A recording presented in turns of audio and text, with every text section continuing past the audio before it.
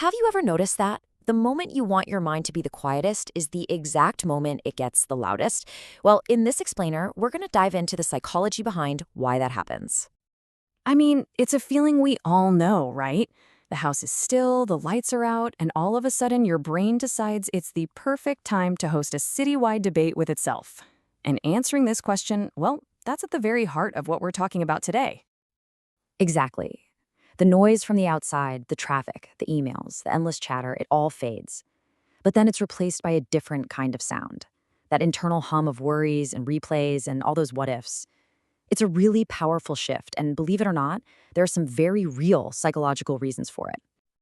So let's actually unpack what's going on here. We're going to get into the science and the psychology of our brain's nighttime behavior and figure out why it seems to come alive with thought just as we're trying to shut down. Okay, let's start with the biggest culprit of all. Everything you just didn't have time to deal with during the day. You can kind of think of the night as the time when your mind finally sits down to sort through a giant pile of the day's mail. And a huge part of this comes down to a concept called emotional suppression. I mean, think about it.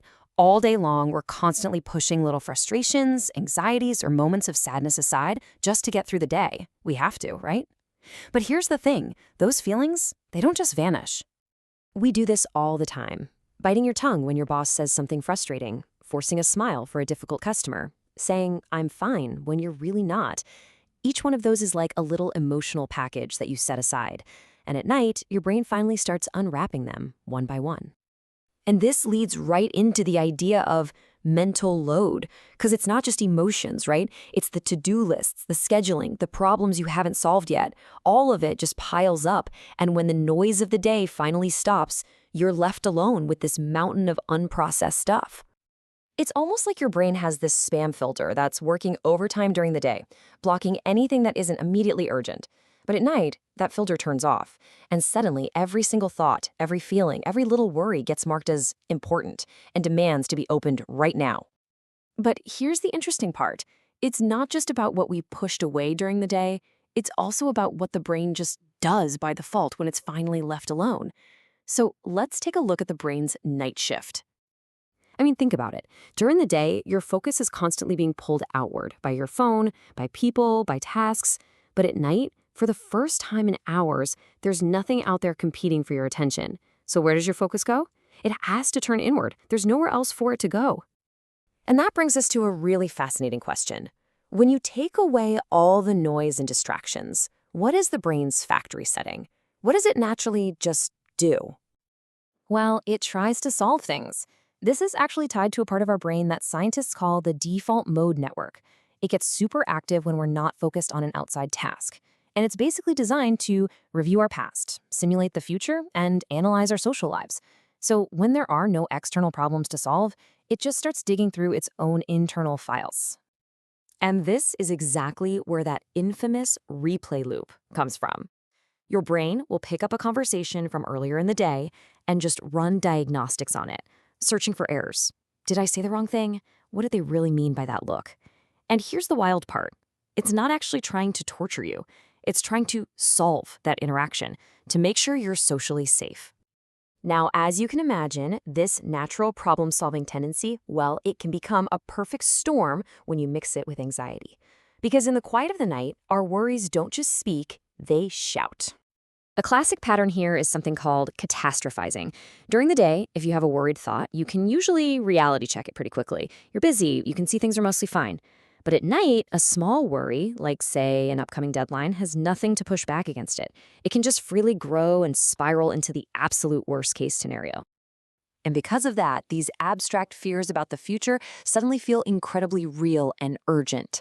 Without the distractions of the present moment, that uncertain future can feel like it's right there in the room with you. You know what's also fascinating? It's how our deep-seated relationship patterns, what psychologists call attachment styles, can actually shape these thoughts. So someone with a more anxious attachment style might replay conversations over and over, looking for signs they're being rejected. On the other hand, someone with a more avoidant style might review the day looking for moments where they felt their independence was being threatened. The theme is different, but the late-night mechanism is exactly the same. So with all of that on the table, how do we start to look at this whole experience differently?